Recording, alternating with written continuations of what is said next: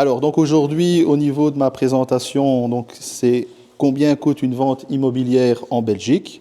Donc, côté vendeur et côté acheteur.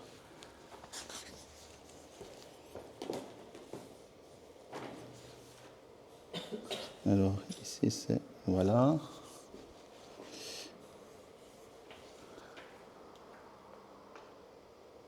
Ça, c'est bon. Voilà. Tout le monde voit? Alors, au niveau de la présentation, donc, Laurence Auteur, donc, je suis administrateur de la société Binche Immo et Binche Assurance. Donc, Binche Assurance, je n'en parlerai pas. Donc, 4 domaines de spécialisation. On a la vente, la location, gestion locative et le syndic d'immeubles. Donc, pour le moment, c'est étrange. C'est peut-être la question allez, c'est peut-être une coïncidence, mais j'ai 2 biens à Soigny qui sont rentrés. Hein, donc, tu vois, faire le jogging à Soigny, ça, voilà. C'est lié avec... Non, c'est près de l'ancienne usine du Robord, la verrerie. Ouais. Et puis, ici, à Braine-le-Comte, à la rue de la Station, en face, un peu plus loin que le bijoutier Van Mossel. Voilà, exactement.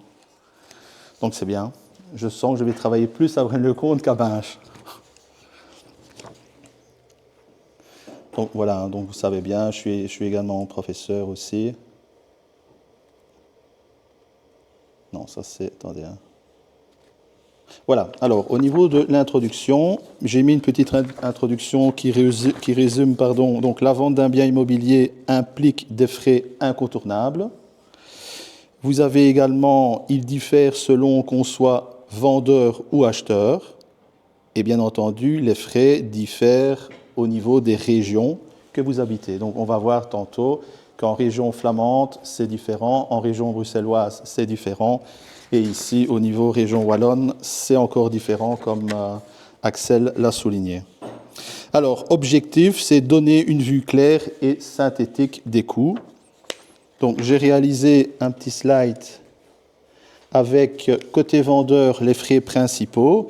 Donc, vous avez bien entendu la commission de l'agence immobilière.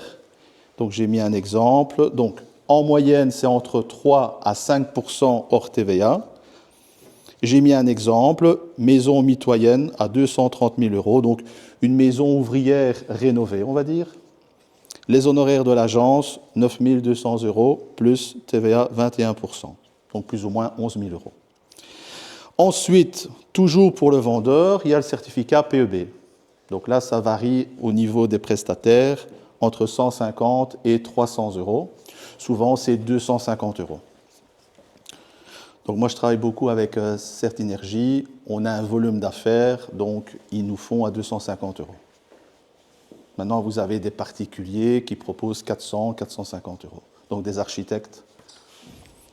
Alors, l'attestation électrique, donc ça c'est obligatoire, on est à plus ou moins 200 €. Donc ça, tant qu'on n'a pas l'attestation électrique, on ne passe pas ni le compromis, ni l'acte authentique. Ça, vous devez le savoir. Alors, le précompte immobilier, bien entendu, donc au niveau du prorata, donc ça je ne vais pas m'éterniser là-dessus. Vous avez également les frais divers, donc l'urbanisme, donc ce qu'on appelle le CU1, donc c'est la matrice cadastrale. Donc c'est un document qu'on demande à la commune et c'est payant, c'est entre 90 et 150 €. Alors, la citerne à mazout, à Bruxelles et en Flandre, c'est obligatoire. En Wallonie, ce n'est pas encore obligatoire, mais en 2026, ce sera rendu obligatoire. Moi, je le fais systématiquement. Quand j'ai une mission de vente, je demande toujours au client, je dis, écoute, on va faire venir un prestataire, ainsi l'acheteur est rassuré. Parce que si maintenant vous avez une cuve, on va dire, souterraine et qui est éventrée, ben, vous risquez d'avoir des problèmes. Pour assainir le sol et tout ça, c'est très cher. J'ai déjà eu 2 ventes avec des problèmes avec la région wallonne, c'est des milliers d'euros. Alors, donc ça, c'est au niveau vendeur, donc la partie vendresse. Voilà, donc là, vous avez un modèle à droite de CU1, donc certificat d'urbanisme. Alors ici, j'ai dressé un petit tableau, donc c'est pour ça que je vous ai remis les slides. Donc vous avez en Wallonie, à Bruxelles et en Flandre. Donc, pour l'achat d'une habitation propre et unique, 3%. Uniquement si vous êtes primo-acquérant, donc si c'est votre première maison. Si maintenant c'est une deuxième maison ou une troisième ou ainsi de suite, c'est 12,5. D'accord ? Et alors, bien entendu, j'ai mis le petit commentaire 3%, mais suppression des anciennes aides qui pourraient être plus avantageuses pour certains acheteurs aux revenus modestes, comme par exemple le chèque habitat que vous devez connaître, en tout cas que vous avez connu, qui n'est plus d'actualité. Alors, à Bruxelles, donc là, c'est toujours 12,5% du prix d'achat, mais vous avez un abattement sur la première tranche de 200 000. Donc, sur la première tranche de 200 000 €, il n'y a pas de droit d'enregistrement à payer. Bien entendu, il y a un maximum, donc le prix d'achat ne peut pas dépasser 600 000 €. D'accord ? Et bien entendu, la condition pour la région bruxelloise, l'acheteur doit établir son domicile dans un délai de 3 ans. Donc si maintenant il élit domicile la 4e année, ça ne fonctionne pas. Et alors, en Flandre, vous avez 2% de droit d'enregistrement. Peu importe le revenu cadastral. Donc si vous achetez une maison à Londerzeel, dans le Brabant flamand, 800 000 €, revenu cadastral 2 500 €, c'est 2% de droit d'enregistrement. Donc c'est étonnant, hein, c'est incroyable.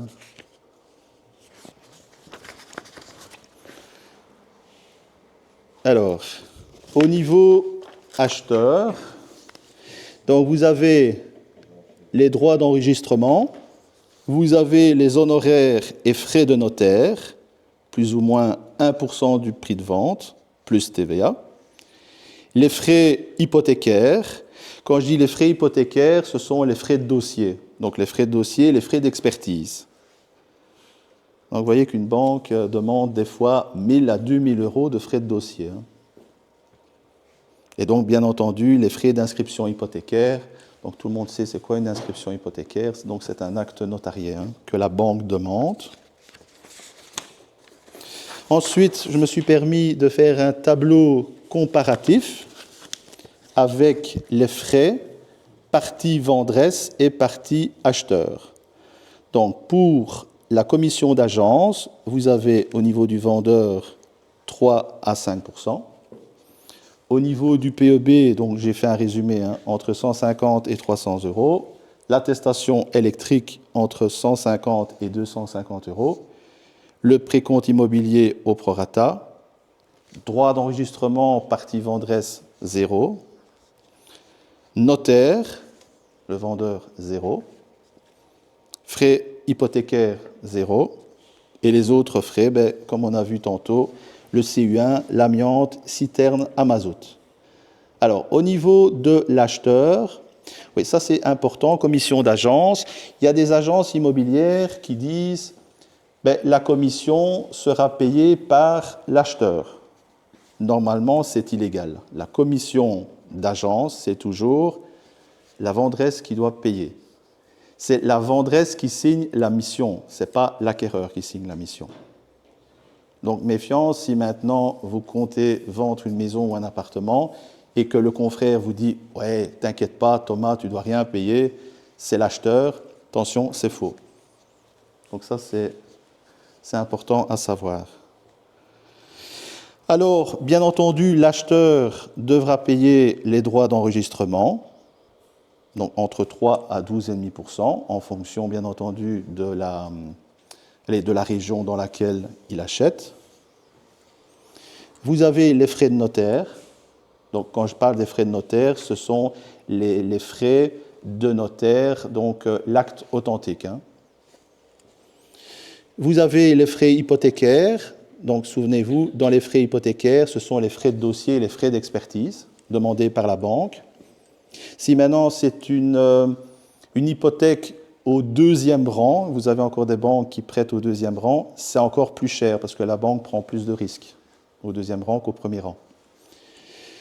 Et alors, bien entendu, les autres frais pour l'acheteur, vous avez le dossier bancaire et l'inscription hypothécaire. Alors, je me suis permis de mettre un exemple pratique, si on fait la synergie de tous ces éléments.